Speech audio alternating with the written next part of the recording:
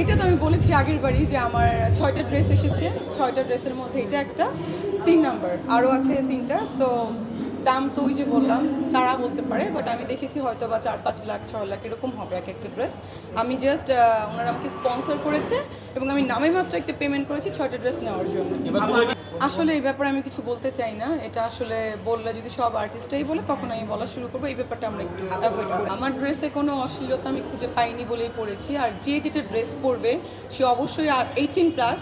So এটা আসলে তার উপর ডিপেন্ড করে সে ড্রেস পরবে কি পরবে না। আর যে নোটিশ পাঠিয়েছে এটা তারই ব্যাপার, সে মানে কেন পাঠিয়েছে আসলে এই ব্যাপারে আমি ভাই ক্রিকেট খেলা ভালো পারি, কিন্তু আমার মনে হয়েছে যে মাঠে যে ক্রিকেট খেলতে পারবো না, দ্যাটস ওয়াই আমি কিন্তু খেলাই যাই নাই, কারণ যেটা আমি পারবো না সেটা আমি করবো না। সো এখন যিনি নোটিশটা পাঠিয়েছেন এটা একান্তই তার ব্যাপার। এটা আমি আসলে কীভাবে বলবো, আমি দেশে ছিলাম না, আমি আসছি এই যে 2 দিন হলো। ওখানে আসলে সেলিব্রিটির সংজ্ঞা যেটা আপনারা বলছেন অবশ্যই ছিল, কারণ আমার মনে হয় সবাই মিলেই ছিল। এখন আমি আসলে দেখি নাই খেলাটা কারা ছিল না, আমি আসলে মন্তব্য করতে পারি। সো উটের দুধ নিয়ে আমি বললাম এটা আমি ঈদের পরে করবো এবং অফকোর্স আমি করব, সিরিয়াস আমি করব, এবং আমি অলরেডি অনেক পার্টনার বাংলাদেশেও পেয়ে গেছি।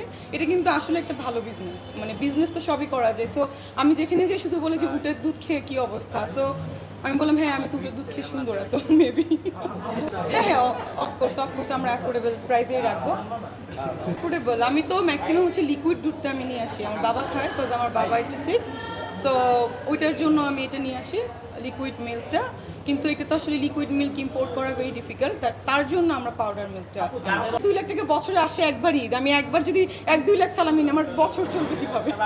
বলতে যে আর্টিস্টরা তো আসলে অনেক টাইপের ড্রেসই পরবে, ভ্যারিয়েশন থাকবে, কিন্তু আসলে প্লেস ওয়াইজ এক একটা, যেমন আমি অ্যাওয়ার্ডে এসেছি, সো আমার লুকসটা অ্যাওয়ার্ডের মতো হতে হবে।